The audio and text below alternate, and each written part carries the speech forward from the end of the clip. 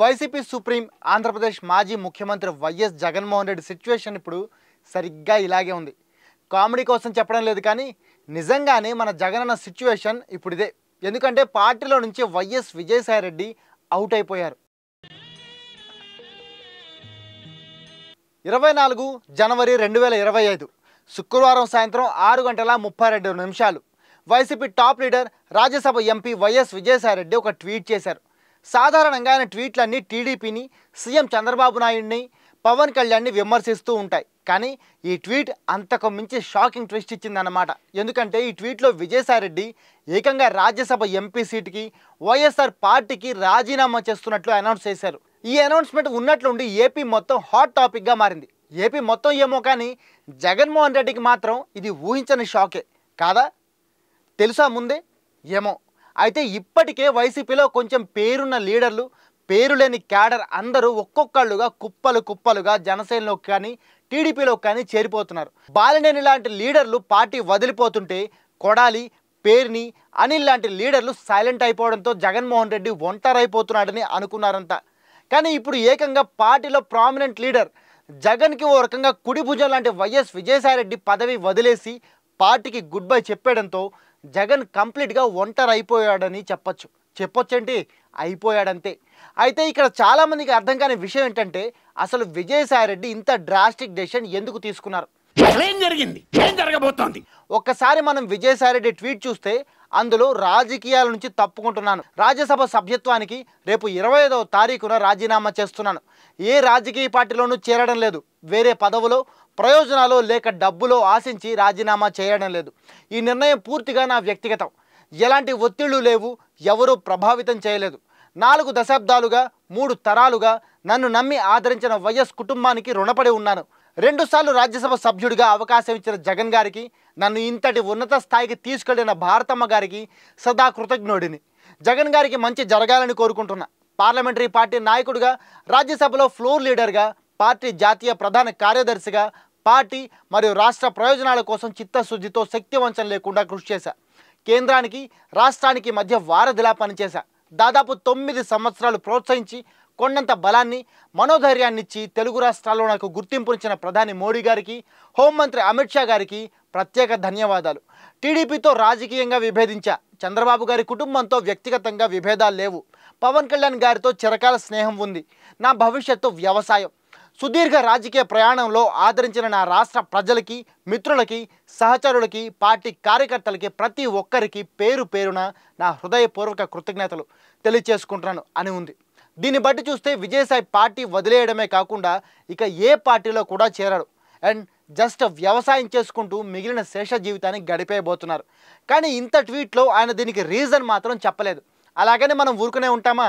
బాగా శోధించి వెనుక ముందు ఇక ముందు ఏం జరిగింది, ఏం జరుగుతోంది, ఏం జరగబోతోంది అనేది రీసెర్చ్ చేసి అంచనా వేసి ఆన్సర్ వెతకడానికి ట్రై చేస్తే దీనికి ఓ 2-3 రీజన్స్ బయటకు వచ్చాయి. అవేంటంటే 1 సజ్జల రామకృష్ణారెడ్డి, 2 కూటమి సర్కార్ భయం, 3 జగన్తో వివాదం.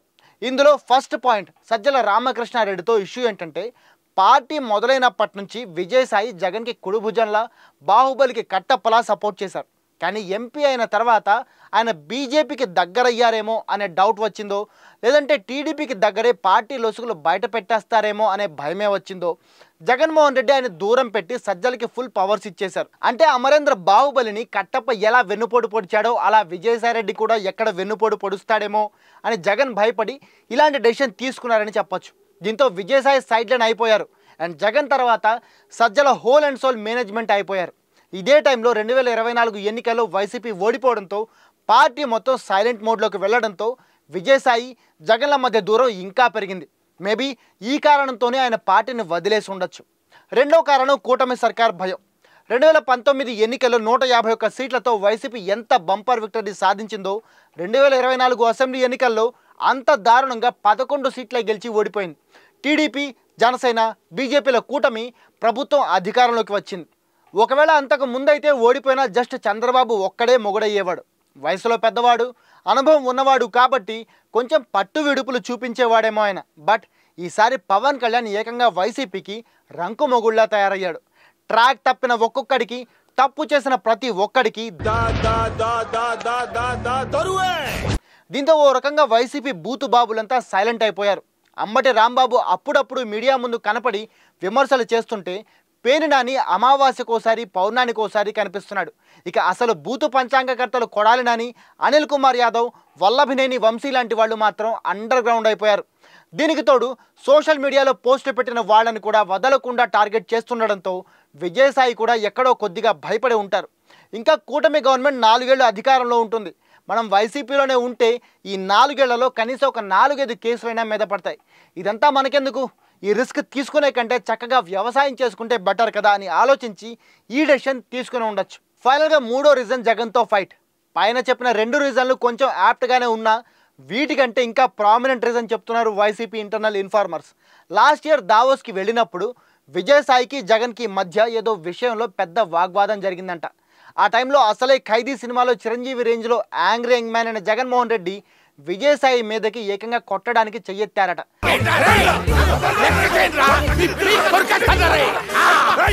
ఈ విషయం నేను చెప్పట్లేదు, మాకు వచ్చిన ఇన్ఫర్మేషన్ అంతే. అప్పటి నుంచే విజయసాయి రెడ్డి పార్టీకి జగన్కి పూర్తిగా దూరంగా ఉంటున్నారని, వైఎస్ విజయమ్మ, వైఎస్ షర్మిలాల విషయంలో జగన్ బిహేవియర్ చూసి ఇంకా దూరం అయ్యారని, ఫైనల్గా ఇప్పుడు జగన్ మీద కూటమి సర్కారు పెట్టిన ఫోకస్ చూసి అన్నిటికీ ఇదే కరెక్ట్ టైం అనుకొని పార్టీని వదిలేసి, పదవిని వదిలేసి అస్త్ర సన్యాసం చేసి పొలానికి బయలుదేరారంటున్నారు. అయితే ఇందులో ఏ రీజన్ కరెక్టో లేదంటే ఇంకా ఏదైనా బలమైన రీజన్ ఉందో, కానీ ఏదేమైనా ఇప్పుడు ఏపీలో జగన్మోహన్ రెడ్డి కంప్లీట్గా ఒంటరైపోయారనేది మాత్రం నిజం. మరి ఈ ఒంటరితనాన్ని పోగొట్టుకోవడానికి జగన్మోహన్ రెడ్డి పాత పాటలు వింటూ బాల్కనీలో కూర్చొని బాధపడతారో లేదంటే తన బిహేవియర్ మార్చుకుని మళ్ళీ బలంగా కంబ్యాక్ ఇవ్వడానికి ట్రై చేస్తారో చూడాలి. దీనిపై మీరేమంటారు? విజయసాయి అసలు పార్టీని, పదవిని ఇంత అర్జెంటుగా వదిలేయడానికి కారణం ఏంటని మీరు అనుకుంటున్నారు? కామెంట్ చేసి చెప్పండి. అలాగే ఈ వీడియో మీకు నచ్చితే ఒక లైక్ చేసి మీ ఫ్రెండ్స్ అండ్ ఫ్యామిలీ కూడా షేర్ చేయండి. అంతేకాకుండా ఇలాంటి ఇన్ఫర్మేటివ్ కంటెంట్ కోసం మా దిశ టీవీ యూట్యూబ్ ఛానల్ని సబ్స్క్రైబ్ చేసుకోండి. ఇది వాళ్ళ టాప్ స్టోరీ. నేను మీ కేబీకే సైనింగ్ ఆఫ్.